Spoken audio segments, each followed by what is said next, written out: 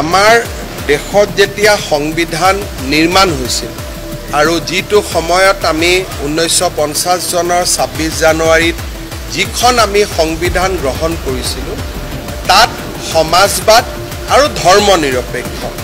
এই শব্দ দুটা নাছিল তাৰ মূল কাৰণ হ'ল যে ভাৰতত কোনো এজন ব্যক্তিয়ে ধৰ্ম নিৰপেক্ষ হৈ থাকিব নোৱাৰে ভাৰতবৰ্ষত 5000 বছৰৰ পৰাই আধ্যাত্মিকতা আছে আৰু সেই আধ্যাত্মিকতাই আমাক শিকায় সৰ্বধৰ্ম সমভাৱ আমি নিৰপেক্ষ নহয় আমি সমান ভাৱ ৰাখোঁ সেইবাবে আমাৰ যিটো সেকুলাৰিজম সেয়া পশ্চিমীয়া দেশতকৈ বেলেগ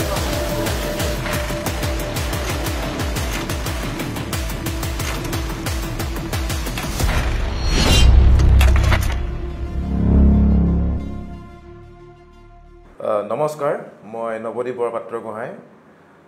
সহতত্ত্বাৱধায়ক সামাজিক মাধ্যম ৰাইজৰ দল আজিৰ পৰা আমি এটা নতুন এটা ভিডিঅ' সিৰিজ আৰম্ভ কৰিব বিচাৰিছোঁ য'ত নেকি আমি সমাজৰ বিভিন্ন ক্ষেত্ৰৰ বিভিন্ন ব্যক্তিৰ লগত আমি বিভিন্ন বিষয়ৰ ওপৰত আমি আলোচনা বা তেওঁলোকৰ মতামত জানিবলৈ আমি চেষ্টা কৰিম আৰু সেই ভিডিঅ' সিৰিজটো আপোনালোকৰ মাজলৈ আগবঢ়াই দিম আজি আমাৰ প্ৰথম ভিডিঅ' সিৰিজৰ প্ৰথম অতিথি হ'ল আমাৰ ৰাইজৰ দলৰে সম্পাদক প্ৰদীপ বৰুৱা ডাঙৰীয়া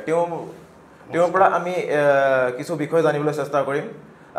বিশেষ বিষয় মানে মুখ্যমন্ত্ৰী হিমন্ত বিশ্ব শৰ্মাই এক বিশেষ মন্তব্য প্ৰদান কৰিছিল আমি সেই সন্দৰ্ভতে তেওঁৰ পৰা প্ৰতিক্ৰিয়া জানিবলৈ বিচাৰিম প্ৰদীপ বৰুৱা ডাঙৰীয়া স্বাগতম নমস্কাৰ স্বাগতম হিমন্ত বিশ্ব শৰ্মাই কৈছে যে 1976ত ইমাৰ্জেঞ্চিৰ সময়ত সংবিধানৰ প্ৰস্তাৱনাত সেকুলাৰ শব্দটো সন্নিৱিষ্ট কৰা হৈছিল সেয়েহে এই সেকুলাৰ শব্দটো সংবিধানৰ পৰা আঁতৰাই দিব লাগে তেওঁ সংবাদ মাধ্যমৰ আগত মন্তব্য কৰিছে এই বিষয়ত কি ক'ব আপুনি আচলতে এইটো মোৰ নতুন কথা নহয় এইটো তেওঁলোক RSS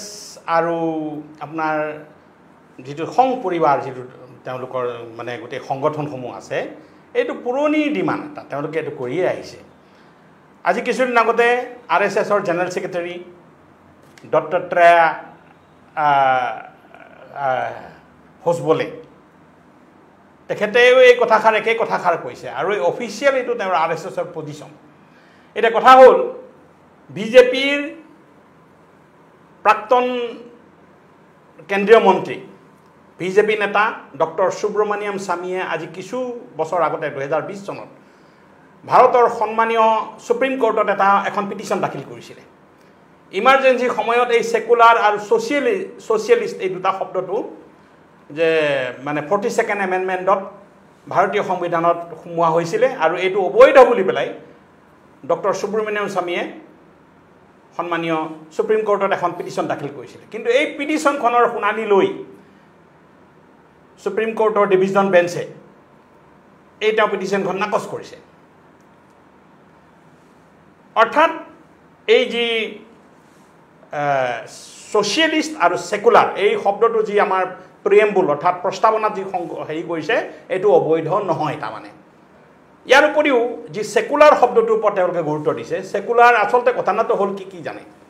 মূল কথাটো হ'ল এই সেকুলাৰ শব্দটো তেওঁলোকৰ কাৰণে এটা ইৰিটেটিং এটা শব্দ এটা কাৰণ কথা হ'ল কি RSSে একদম প্ৰতিষ্ঠা দিনৰ পৰাই সেকুলাৰিজম এই শব্দটো তেওঁলোকে মানে মানা নাই তেওঁলোকে ভাৰতবৰ্ষ এখন হিন্দু ৰাষ্ট্ৰ হোৱাটো বিচাৰে আৰু এই হিন্দু ৰাষ্ট্ৰৰ সপোন খেদিয়ে এই কথাষাৰ হেমন্ত বিশ্ব শৰ্মাৰ যোগেদি তেওঁলোকৰ সংঘ পৰিবাৰ এই গোটেইবিলাকে কোৱাইছে আচ্ছা কথা হ'ল 1976ত এই সেকুলাৰ শব্দটো সংবিধানত 42nd এমেণ্ডমেণ্ট যোগেদি অনা হৈছিলে কিন্তু ইয়াৰ আগতে বহু বছৰ আগতে 1973ত সুপ্ৰিম কোৰ্টে কি কৈছে কেশৱানন্দ ভাৰতীৰ যিটো জাজমেণ্ট কেশৱানন্দ ভাৰতীৰ যিটো কেছ তাত যিটো বেছিক ষ্ট্ৰাকচাৰ ডক্ট্ৰিন যিটো সুপ্ৰিম কোৰ্টে দিছে তাত কোৱা হৈছে যে secularism is the basic structure of the constitution অৰ্থাৎ এটা ঘৰৰ যিটো বেছিক ষ্ট্ৰাকচাৰ যদি ভাঙি দিয়া হয় ঘৰটোৰ কিবা অস্তিত্ব থাকিব জানো ইট মিনছ সেকুলাৰ শব্দটো যদি টাচ কৰা যায় তেতিয়াহ'লে গোটেই যদি অতৰাই দিয়া যায় বা সেকুলাৰ শব্দটো যদি নোহোৱা যে ভাৰতীয় সংবিধানৰ মানে গোটেই গাঁথনিটোৱে ভাঙি পৰিব অৰ্থাৎ বেসিক স্ট্ৰাকচাৰ বুলি মানে হেৰিয়ে কৈছে আৰু basic structure of the constitution is untouchable and parliament is not empowered to amend this basic structure of the constitution এই কথাটো কোৱা হৈছে কি আৰু এটা কথা ইয়াত লগত আছে আপুনি চাব 42nd amendmentত আৰু বহু কিটা মানে হেৰি কৰা হৈছিল সংশোধন কৰা হৈছিল 42nd amendmentত 1976 পৰা 1977 ৰ ভিতৰত কিন্তু তাৰ পিছত যেতিয়া জনতা পাৰ্টি চৰকাৰ ভাৰতৰ ক্ষমতালৈ আহিলে মুৰাৰজী দেশাই নেতৃত্বত সেই সময়ত আমাৰ দিগ্গজ নেতাসকল জনসংঘৰ যিসকল দিগ্গজ নেতাসকল আছিলে সন্মানীয় প্ৰয়াত অটল বিহাৰী বাজপেয়ী ডাঙৰীয়াকে আদি কৰি যি এই দিগ্গজ নেতাসকলে যিসকলে ইমাৰ্জেন্সি বিৰোধিতা কৰিছিলে সেই সকলৰ নেতৃত্বত যেতিয়া চৰকাৰ হৈছিলে ভাৰতবৰ্ষত সেই চৰকাৰে কিন্তু 42nd amendmentৰ যিমানবিলাক এমেণ্ডমেণ্ট হৈছিলে ইমাৰ্জেন্সি সময়ত এই সকলোবিলাক আকৌ তেওঁলোকে ৰিভাৰ্চ কৰিছে কিন্তু এই সেকুলাৰ আৰু সোশ্যালিষ্ট শব্দটো তেওঁলোকে ৰিভাৰ্চ নকৰিলে কাৰণ এই কাৰণ হ'ল কি তেওঁলোকে ভাবিছিল যে ইয়াৰ প্ৰয়োজনীয়তা আছে সেকুলাৰ শব্দটো প্ৰয়োজনীয়তা আছে হয় 42nd এমেণ্ডমেণ্টৰ বিষয়লৈ যাম তেওঁ কৈছে মানে মুখ্যমন্ত্ৰী হিমন্ত বিশ্ব শৰ্মাই কৈছে যে ভাৰতীয় সভ্যতাত সনাতন ধৰ্মত সৰ্বধৰ্ম সমভাৱ অতীজৰ পৰাই আছে হয় হয় হয় কিন্তু সেকুলাৰ ইজ এ ওয়েস্টাৰ্ণ কনসেপ্ট এটা পশ্চিমীয়া কনসেপ্ট বুলি কৈছে হিমন্ত বিশ্ব শৰ্মাই কি কয় আপুনি আসলতে সৰ্বধৰ্ম সমভাৱ এইটো খুব ভাল কথা এটা ভাৰতীয় আমাৰ যিটো দৰ্শন হিন্দুৰ যিটো দৰ্শন এই বস্তুটো ইয়াত আছে এইটো এটা ভাল কথা কিন্তু ভাৰতীয় সংবিধানত সৰ্বধৰ্ম সমভাৱটো নাই ইয়াত আছে সৰ্বনাগৰিক সমভাৱ কনষ্টিটিউশ্যন ইজ মানে emphasising on the citizen of the country citizen কথা কৈছে আপোনাৰ যেটো প্ৰিএম্বল অফ দা কনষ্টিটিউশ্যন এটো কেনেকুৱা আছে উই the people of India having solemnly resolved to constitute India into a sovereign socialist secular democratic republic and to secure to all its citizens justice liberty এই কথা আছে গতিকে উই দা পিপল অফ ইণ্ডিয়া ইয়াতে উই the people we da Hindus উই দা মুছলমান এনেকুৱা কোনো ধৰ্ম কথা ইয়াতে নাই উই দা পিপল অফ ইণ্ডিয়া গতিকে আমি প্ৰস্তাৱনাত যিমান শব্দবিলাক আছে তাত ধৰ্ম শব্দটো সৰ্বধৰ্ম সমভাৱ আজিকালি দেখা ল'ৰাবিলাক বেছিভাগে ধৰ্মৰ প্ৰতি বেছি কনচিয়াছ নহয় হিন্দুৱে হওক মুছলমানে হওক অন্য ধৰ্মৰ মানে এটা বেলেগ ধৰণৰ ডেকা গাভৰুবিলাকে আজিকালি বিশেষকৈ ধৰ্মক লৈ বেছি চিন্তিত নহয় সৰ্বধৰ্ম সমভাৱ যিসকলে ধৰ্ম বিশ্বাস কৰে তেওঁলোকৰ কাৰণে ঠিকে আছে যিবিলাকে ধৰ্মত নামানে তেওঁলোকৰ কাৰণে কি হ'ব গতিকে সৰ্বধৰ্ম কথা না সংবিধানে উচিতভাৱে নাগৰিক কথাটো দিছে আৰু প্ৰস্তাৱনাত ধৰ্ম শব্দটো কতো নাই ৰিলিজন শব্দটো নাই তাত আছে ফেইথ আসলতে সেকুলাৰ মানে কি সেকুলাৰ মানে liberty of thought expression believe faith and worship liberty of thought expression belief faith and worship faith শব্দটো ইয়াত আছে গতিকে ইয়াতে গোটেই যেটো মানে হেৰিৰ সেকুলাৰিজমৰ যেটো ডেফিনিশ্যন এটুকে প্ৰস্তাৱনাত সোমাই দিয়া হৈছে তাৰ পিছত আৰু সেকুলাৰ শব্দটো থাকক বা নাথাকক ইয়াৰ আৰম্ভণিটোৱে secular we the people of India গতিকে ভাৰতীয় দৰ্শন এটো মানে ওয়েস্টাৰ্ণ যেটো কনসেপ্ট কথা কোৱা হৈছে আপুনি চাব এই ভাৰতীয় যিখন সংবিধান যেতিয়া প্ৰস্তুত কৰিছে সংবিধান প্ৰণেতা আমাৰ Bharat Ratna doctor B R Ambedkar ডাঙৰীয়াই ভাৰতীয় সংবিধান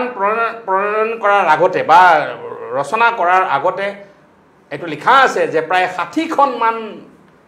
দেশৰ 60খন মান কনষ্টিটিউশ্যন তেখেতে অধ্যয়ন কৰিছে আমাৰ যেটো প্ৰিএম্বল অফ দ্য কনষ্টিটিউশ্যন প্ৰথম যেটো উই দা পিপল এই বস্তুতে আমেৰিকান কনষ্টিটিউশ্যনৰ পৰা আনা বুলি কোৱা হয় গতিকে ইয়াত ওয়েস্টাৰ্ণ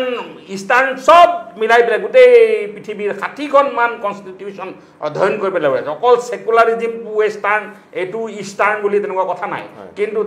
that is good for the society good for the মানে নেশ্যন এইটোৱে তেওঁ কৰিছিলে আৰু অতি সুন্দৰভাৱে কৰিছে আৰু কথা হ'ল কি আমাৰ মহামানৱ মহাত্মা গান্ধীয়ে জীৱন কিয় দিব লগা হ'ল মহামানৱ মহাত্মা গান্ধীয়ে হত্যা কৰা হৈছিল নাথুৰাম গডছে আৰএছএছৰ এজন সদস্য আছিল বুলি কোৱা হয় 1932 1932 চনত নাথুৰাম গডছে RSSৰ সদস্য হৈছে বুলি এইটো আমি গম পাওঁ আমি জানো এইটো লিখা আছে আমি পঢ়িছোঁ কিন্তু কথাটো হ'ল কি নাথুৰাম গডছে এই মহাত্মা গান্ধীয়ে এই বস্তুটো নমনাৰ কাৰণেতো তাক গুলিয়াই মাৰিছিলে কথাটো হ'ল সেইটো এতিয়াও মানে এইটো এই লেগেচিটো কন্টিনিউ হৈ আছে হয় তেওঁ কৈছে তেওঁ এজন গৌৰৱী হিন্দু হয় বা কোনোবা এজন গৌৰৱী মুছলমান হয় হয় লগতে তেওঁ এইটো কথা যিটো কথা ক'লে তেওঁ যিটো বিশ্বাস কৰে যে সৰ্বধৰ্ম সমভাৱ এইটো কথা ক'লে তাৰপিছত তেওঁ কৈছে এজন গৌৰৱী হিন্দু কথা কয় গৌৰৱী মুছলমানৰ কথা কয় গতিকে কোনোবাই যদি নিজকে গৌৰৱী হিন্দু বুলি ভাবে গৌৰৱী মুছলমান বুলি ভাবে তেওঁ কেনেকৈ সেকুলাৰ হ'ব আপুনি কেনেধৰণৰ কথা তেখেতে কোৱা কথাষাৰ তেখেতে এটা কথা ঠিকে কৈছে তেওঁ এজন গৌৰৱী হিন্দু আপুনিও এজন হিন্দু ময়ো এজন হিন্দু আমি প্ৰত্যেকে নিজৰ নিজৰ ধৰ্মক লৈ গৌৰৱ কৰে এজন গৌৰৱী হিন্দু এইটো ভাল কথা কিন্তু আমাৰ সংবিধানখন হিন্দু নে মুছলমান এইটোহে কথা হেমন্ত বিশ্ব শৰ্মাৰ কথা মতে দেশ নচলে নহয় দেশ চলিব সংবিধানৰ কথা মতে তেওঁ গৌৰৱী হিন্দু হয় কোনোবা এজন আজি ভাৰতবৰ্ষত ৰাষ্ট্ৰপতি হিন্দুও হৈছে মুছলমানো হৈছে ডক্টৰ জাকিৰ হুছেইন তেওঁ মুছলমান ডক্টৰ APJ আব্দুল কালাম তেওঁ মুছলমান তাৰপিছত ফখৰুদ্দিন আহলি আহমেদ তেওঁলোক মুছলমান ভাৰতৰ ৰাষ্ট্ৰপতি হৈছে মুছলমানো হৈছে হিন্দুও হৈছে আচ্ছা ভাৰতৰ প্ৰধানমন্ত্ৰী হিন্দুও হৈছে শিখ হৈছে শিখ কমিউনিটিৰ পৰা আমাৰ ডক্টৰ মনমোহন সিং ডাঙৰীয়া হৈছে এই কথাটো হ'ল কি এনেকুৱা নহয় মানে সংবিধান মতেহে দেশ চলিব এইটো হেমন্ত বিশ্ব শৰ্মা মতে দেশ নচলে তেওঁ হিন্দু হ'ব পাৰে তেওঁ হিন্দু এজন গৌৰৱী হিন্দু ভাল কথা নিজৰ নিজৰ ধৰ্মক লৈ সকলোৱে গৌৰৱ কৰিব লাগে সকলোৱে এজন নিজৰ নিজৰ ধৰ্মক লৈ গৌৰৱ কৰিব লাগে কোনোবা গৌৰৱী হিন্দু কোনোবা গৌৰৱী মুছলমান কোনোবা গৌৰৱী শিখ আমাৰ এটা ৰজাৰ শাসন নাই নহয় আগতে আপোনাৰ ভাৰতবৰ্ষখন মুছলমানেও শাসন কৰিছে মুছলমান ৰজাবিলাকে শাসন কৰিছে তাৰ আগতে আমাৰ হিন্দু ডাঙৰ ডাঙৰ ৰজা মহাৰজাবিলাকে ভাৰতবৰ্ষ শাসন কৰিছে ব্ৰিটিছবিলাকতো তেওঁলোকে খ্ৰীষ্টান আছিলে তেওঁলোকেওতো ভাৰতবৰ্ষ শাসন কৰিছে তেতিয়া তেওঁলোকৰ ধৰ্মমতে বা চিন্তামতে তেওঁলোকে কৰিছিলে কিন্তু এতিয়া আমাৰ সেই ৰজাৰ শাসন নাই এতিয়া হ'ল সংবিধানৰ শাসন ইয়াত হেমন্ত বিশ্ব শৰ্মা গৌৰৱী হিন্দু ভাল কথা কিন্তু হেমন্ত বিশ্ব শৰ্মাৰ কথা মতে দেশ নচলে দেশ চলিব সংবিধান মতে সংবিধানে কি কৈছে সংবিধানখন কোনো হিন্দু নহয় কোনো মুছলমান নহয় ইয়াত নাগৰিকত্ব কথা নাই আমাৰ অসমৰ নাগৰিকত্বটো মানে ধৰ্মৰ ভিত্তিত নহয় যেনেকুৱা ইজৰাইলত যেনেকুৱা ধৰ্মৰ ভিত্তিত নাগৰিকত্ব হয় তেওঁলোকৰ ইজৰাইলী মানুহবিলাক মানে জিহুদী মানুহবিলাক পৃথিৱীৰ য'তে থাকিলেও মানে তেওঁলোকে ইজৰাইলী নাগৰিক পাকিস্তানত নিচিনা আমাৰ নহয় পাকিস্তানত অকল মুছলমানহে ৰাষ্ট্ৰপতি হ'ব পাৰে বা আপোনাৰ প্ৰধানমন্ত্ৰী হ'ব পাৰে তেনেকুৱা তেওঁলোকে সেইটো মুছলিম কাণ্ট্ৰি তেওঁলোকৰ ষ্টেট ৰিলিজন হ'ল ইছলাম কিন্তু আমাৰ দেশত এইটো নহয় আমাৰ হিন্দু মুখ্যমন্ত্ৰী হৈছে আনোৱাৰা তাইমুৰ আমাৰ অসমৰ মুখ্যমন্ত্ৰী হৈছে মুছলমান তেনেকুৱা হিন্দু মুছলমান সকলোৱে হ'ব পাৰে শিখো আমাৰ প্ৰধানমন্ত্ৰী হৈছে ডক্টৰ মনমোহন সিং গতিকে এইটো কোনোবা গৌৰৱী হিন্দু কোনোবা গৌৰৱী মুছলমান এইটো লৈ দেশ নচলে দেশ চলিব সংবিধান মতে এইটো হ'ল কথা আৰু এটা কথা সুধো আপোনাক যেহেতু সেকুলাৰ বিষয়টোক লৈ পেলাই যেহেতু বিতৰ্কটো হৈছে যেহেতু আৰম্ভণিতে সেকুলাৰ শব্দটো ভাৰতীয় সংবিধানত অন্তৰ্ভুক্ত হোৱা নাছিল বা কৰা হোৱা নাছিল প্ৰস্তাৱনাত যেহেতু 42nd এমেণ্ডমেণ্টত এই বিষয়টো সন্নিৱিষ্ট কৰা হ'ল সংবিধান সংশোধনীৰ জৰিয়তে আপুনি কি ভাবে সেইটো সময়ত যে এই শব্দটো অন্তৰ্ভুক্ত কৰিব লগা হ'ল বা আৰম্ভণিতে নাছিলে অন্তৰ্ভুক্ত কৰিব লগা হ'ল আকৌ এতিয়া আকৌ বিজেপি RSS যি ধৰণৰ চিন্তাৰ মানুহ আছে তেওঁলোকে আকৌ এইটো আঁতৰাই দিব লাগে এই ধৰণৰ কথা কয় প্ৰয়োজনটো ক'ত আছিলে এইটো গুড কুৱেশ্যন এটা খুব ভাল আপুনি প্ৰশ্ন কৰিছে আচলতে এই সেকুলাৰ ভাৰতবৰ্ষৰ যিখন সংবিধান এই সংবিধানখন একেবাৰে আৰম্ভণিৰ পৰা উই দ্য পিপুল এই চেণ্টেন্সটোৰ পৰা একেবাৰে শেষলৈকে প্ৰতিটো শব্দ প্ৰতিটো ৱৰ্ড প্ৰতিটো আৰ্টিকুলেই সেকুলাৰ প্ৰতিটো আৰ্টিকুলেই সেকুলাৰ ডেফিনেশ্যনটো আপোনাৰ ইয়াতে দিয়া আছে তাৰ পিছতো 1976ত এই সেকুলাৰ শব্দটো তাৰ পিছত আনিব লগা হ'ল কিয় এইটো এটা কথা কৈছে মই এটা সৰু উদাহৰণ দি পেলাই আপোনাক বস্তুটো ক'ব বিচাৰিছোঁ 2017-18 চনত আমাৰ অসমৰ সন্মানীয় মুখ্যমন্ত্ৰী সেই সময়ৰ আমাৰ সৰ্বানন্দ সোণোৱাল ডাঙৰীয়াই এটা আঁচনি লৈছিলে অসমৰ মুখ্যমন্ত্ৰী ৱাটাৰ ৰিচোৰ্চ ডিপাৰ্টমেণ্টৰ যোগেদি তেখেতে এটা দায়িত্ব দিছিলে ৱাটাৰ ৰিচোৰ্চ ডিপাৰ্টমেণ্টক যে অসমত উজনিৰ পৰা নামনিলৈ যিমানবিলাক নদী আছে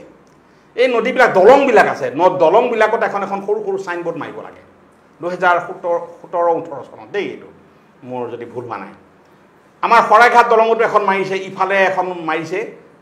এইখন শৰাইঘাট দলং বুলি খালি মাৰা আছে সৰু সাইনবোৰ্ড এখন মাৰা আছে সিফালেও এখন মাৰা আছে শৰাইঘাট দলং বুলি পেলাই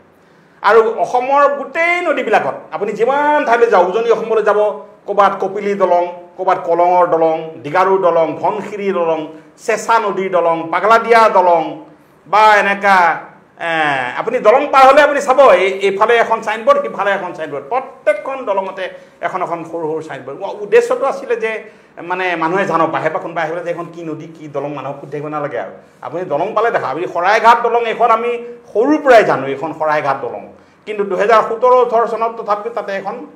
সাইনবোৰ্ড মাৰা হ'ল মানুহবিলাকে বাহিৰৰ পৰা মানুহ আহিবলৈ চাই এইখনে শৰাইঘাট দলং নেকি আমাৰ কাৰণে একো নাই এখন শৰাইঘাট দলং আমি আৰু সাইনবোৰ্ড চাব দৰকাৰ নাই আমি সৰুৰ পৰাই জানো এখন শৰাইঘাট দলং বুলি পেলাই মই ভাবোঁ প্ৰস্তাৱনাত যিটো এটা অভাৰ্ট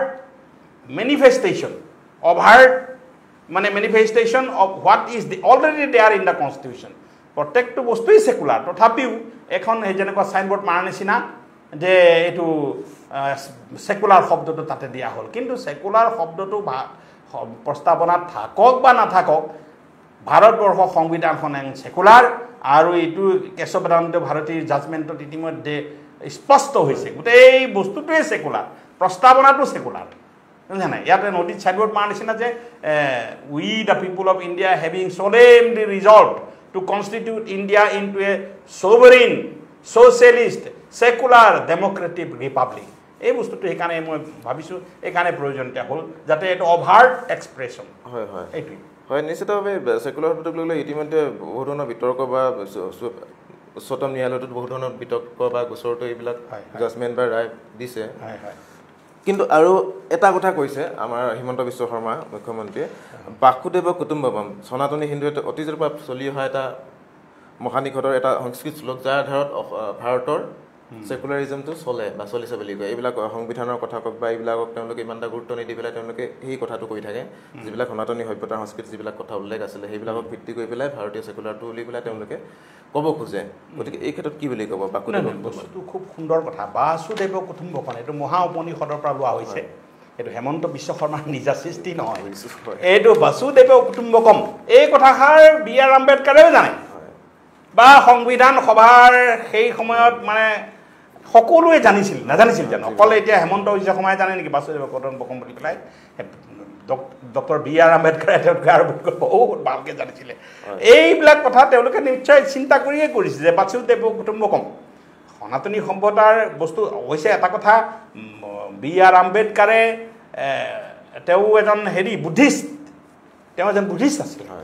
আচ্ছা যা হওক বাসুদেৱ কুটুম্বকম এই বস্তুটো ৱৰ্ল্ড ইজ ওৱান ফেমিলি এইটো অকল মানে হেমন্ত বিশ্ব শৰ্মাইহে জানে বা আগতে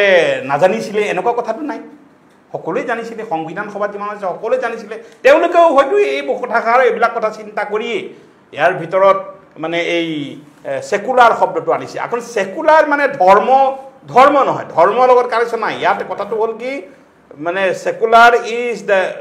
ইয়াৰ কথা হ'ল liberty of thought expression believe faith and worship ইয়াৰ কথাষাৰ স্পষ্টভাৱে দিয়া আছে গতিকে ইয়াতে বাসুদেৱ কুটুম্বকম কথাটো লৈ পেলাই আজি আকৌ নতুনকৈ বিতৰ্ক হোৱাৰ কোনো কথা নাই কিন্তু আৰু এটা কথা মই কওঁ বাসুদেৱ কুটুম্বকম এই বস্তুটো মানে ৱৰ্ল্ড ইজ ওৱান ফেমিলি আমাৰ আহোমসকলৰো এটা পৰম্পৰাগত কিছুমান মানে হেৰি আছে পৰম্পৰাগত কিছুমান কথা মানে মানুহৰ যে চলিছে আমি সৰুৰ পৰা এইবিলাক শুনিছিলোঁ যে মানে পৃথিৱীৰ সৃষ্টি কেনেকৈ হ'ল মানুহ সৃষ্টি কেনেকৈ হ'ল আমাৰ যিসকল ফি বা দামসকল আছে তেওঁলোকে এইবিলাক বহুত আমি আগতে আমাৰ বাইলুমসকলে আমাক কোৱা শুনিছিলোঁ যে মানুহ প্ৰথম এজন মানুহ সৃষ্টি কৰিছিলে বুলি এনেকৈ কোৱা হয় আহোম সভ্যতাত এইবিলাক কথা কেনেকৈ ক'ত কি লিখা আছে মই ভালকৈ নাজানো বাট যা হওক এইবিলাক আমি শুনিছিলোঁ সৰুতে ঠিক তেনেকৈ আপোনাৰ বাইবেলতো লিখা আছে বাইবেলত কেনেকুৱা লিখা আছে যে God has created Adam and Eve অৰ্থাৎ এজন মানুহ সৃষ্টি কৰিছিলে সেই আদমৰ পৰা ইভক সৃষ্টি কৰিলে এই দুজনৰ পৰাই গোটেই পৃথিৱীখন মানে সৃষ্টি হ'ল বুলি কয় অৰ্থাৎ ৱৰ্ল্ড ইজ ওৱান ফেমিলি বাইবেলতো আছে অৰ্থাৎ আপোনাৰ মুছলমানৰ যিটো তৌৰা জব্বুৰ ইঞ্জিল কুৰাণ মই উচ্চাৰণবিলাক শুদ্ধ হৈছে নাই ক'ব নোৱাৰোঁ তৌৰাহত এইটো কথা লিখা আছে যে হজৰত আদম তাৰপিছতে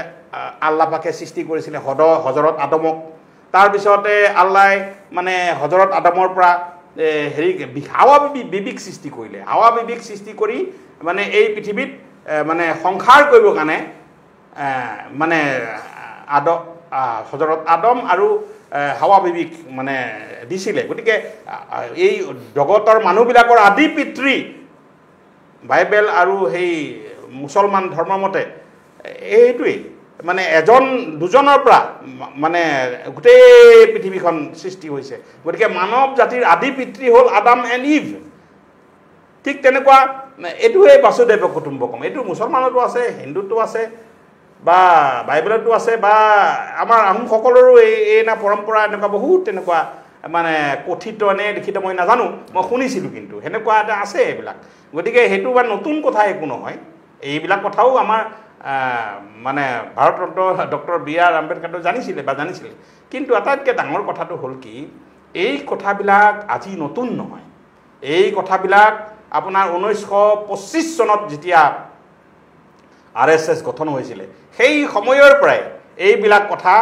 চলি আছিল যে ভাৰতবৰ্ষ এখন হিন্দু ৰাষ্ট্ৰ হ'ব লাগে আৰু RSS এই গোটেই কথাটো এতিয়াও ধৰি আছে আনি আছে তেওঁলোকে এটা ইমাৰ্জেঞ্চিত সেকুলাৰ শব্দটো সোমোৱালে বুলি পেলাই কৈ তাক উঠাই দিবলৈ লাগে ডিলিট কৰিব লাগে এনেকুৱা কথাবিলাক কৈ আছে যদিও সুপ্ৰিম কোৰ্টে নাকচ কৰিছে সুপ্ৰিম কোৰ্টে কেইবাবাৰো নাকচ কৰিছে বহুবাৰ নাকচ কৰিছে কিন্তু কথাটো হ'ল কি সেকুলাৰ শব্দটো উঠাই দিয়ে বা নিদিয়ে কিন্তু প্ৰত্যেকটো ৱৰ্ডেই ভাৰতবৰ্ষৰ সংবিধানৰ প্ৰত্যেকটো শব্দ প্ৰত্যেকটো আৰ্টিকুলেই সেকুলাৰ আমাৰ supreme court secular high court secular আমাৰ ন্যায় ব্যৱস্থা সেকুলাৰ আমাৰ যি নাগৰিকত্ব যিটো আছে নাগৰিকত্ব সেকুলাৰ আমাৰ যেতিয়া যি আমাৰ article 14 right to equality article 15 article 16 ইয়াতো বস্তুটো স্পষ্টকৈ কোৱা আছে ইয়াত কোনো ধৰ্মৰ কথা নাই নহয় জানো equality of citizens equality of persons ইয়াতে ইকুৱেলিটি অফ ৰিলিজনৰ কথাটো নাই ধৰ্ম ইকুৱেলিটি কথা নাই right to equality means the right to equality of the citizens irrespective of caste creed and religion এই কথাষাৰ স্পষ্টকৈ কোৱা আছে গতিকে ইয়াত আৰু বেলেগ কথা থাকিব নোৱাৰে হয় ধন্যবাদ প্ৰদীপ বৰুৱা ডাঙৰীয়া হয় আমি এনেধৰণে বিভিন্ন ক্ষেত্ৰৰ বিভিন্ন ব্যক্তিৰ লগত আমি কথা পাতিম আজি আমাৰ এয়া প্ৰথমটো আছিলে আৰু পিছলৈ আমি অতিথি আমন্ত্ৰণ কৰিম ধন্যবাদ